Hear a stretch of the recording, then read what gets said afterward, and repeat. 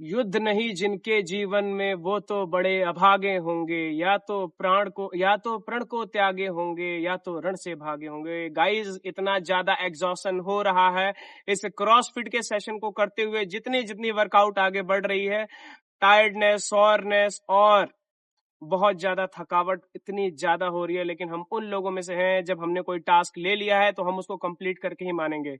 आप देखेंगे हमारे चैनल पे कि हम लोग कैसे क्रॉसफिट ओपन खेल देंगे आगे चल के। दूसरी चीज, एक आप लोगों से शिकायत थी, इतना मेहनत कर रहे हैं इस कंटेंट पे, रियल फिटनेस को फॉलो कर रहे हैं, हर चीज पूरी तरीके से, सब्सक्राइबर, लाइक और शेयरिंग आप लोग बिल्कुल नहीं कर रहे हैं। आप लोग सब्सक्राइब, लाइक नहीं करेंगे तो हमारा जो अच्छा कंटेंट है, हमारी जो अच्छी नॉलेज है वो औरों तक नहीं जाएगी और हम ग्रो नहीं हो पाएंगे। तो प्लीज आपसे विनती है कि सब्सक्राइब करिए, लाइक करिए।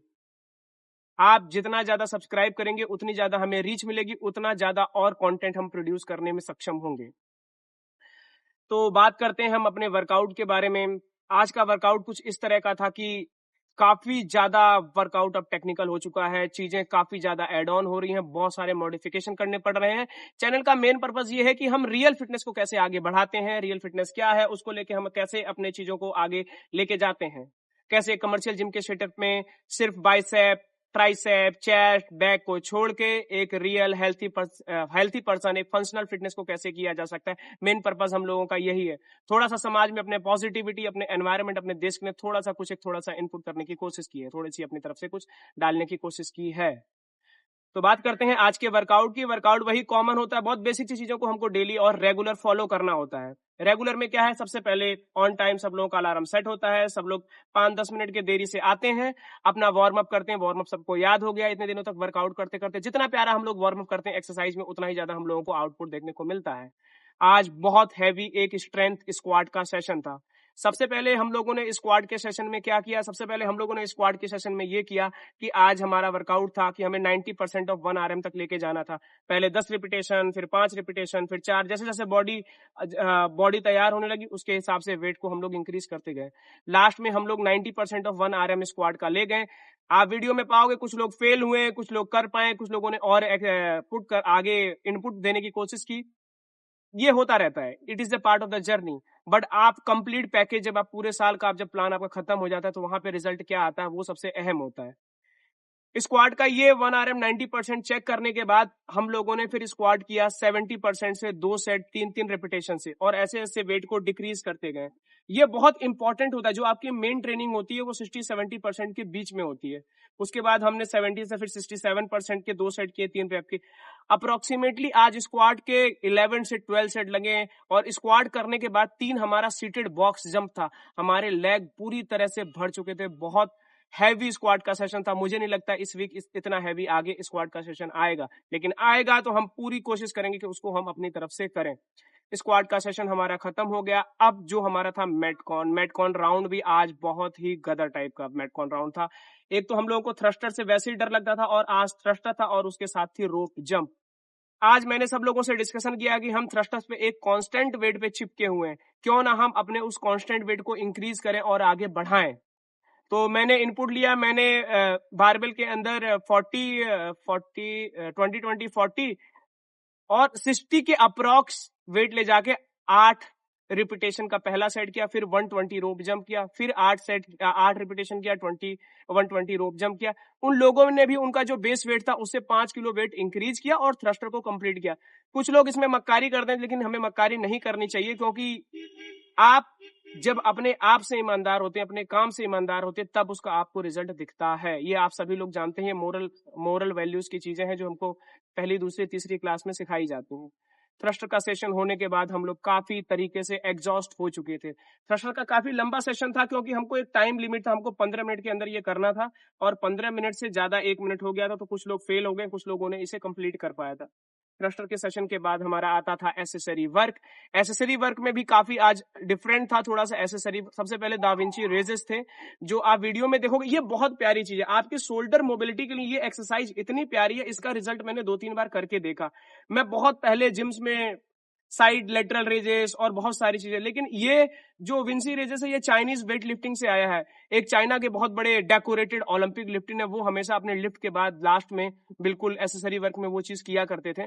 काफी बेहतरीन एक्सरसाइज। हमने उसके बाद किया हैमस्ट्रिंग कर्ल था बेसिकली, जो कि फंक्शनल फिटनेस में बहुत ज्यादा इंपॉर्टेंट है, तो हमने उसको नॉर्डिक कर्ल सीख रहे हैं गाइस।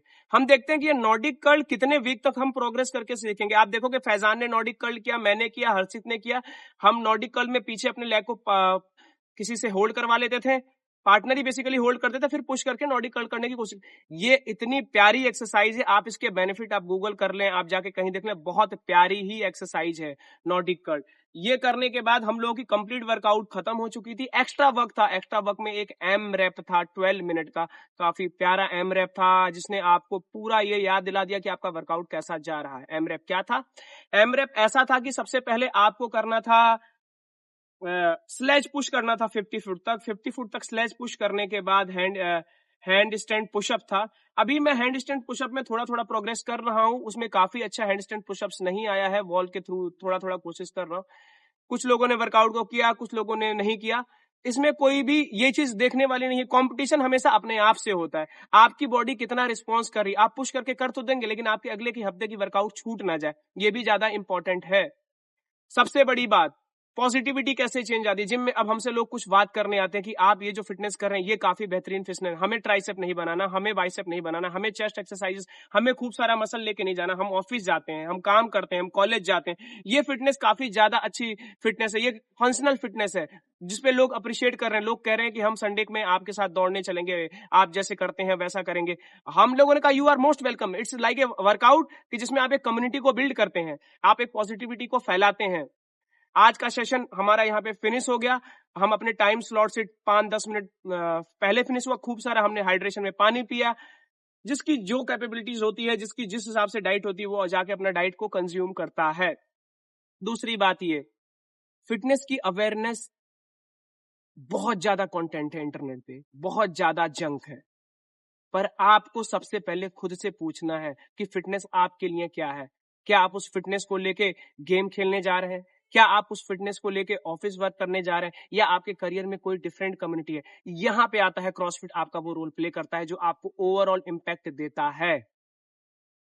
आज भी काफी लखनऊ में मौसम काफी ज्यादा गर्म था, बहुत ज्यादा ह्यूमिडिटी है। इस ह्यूमिडिटी में एक्सरसाइज करना इतना इजी नहीं है, फिर भी गाइज हम लोग कर रहे हैं, कंटेंट को बना रहे हैं, और आप लोगों का बहुत इंपॉर्टेंट सपोर्ट है। कुछ नहीं करना, मैं नहीं चाहता कि आप कुछ करो। आपके व्हाट्सएप में कम से कम हर किसी पर्सन के पास 20-30 लोग होंगे।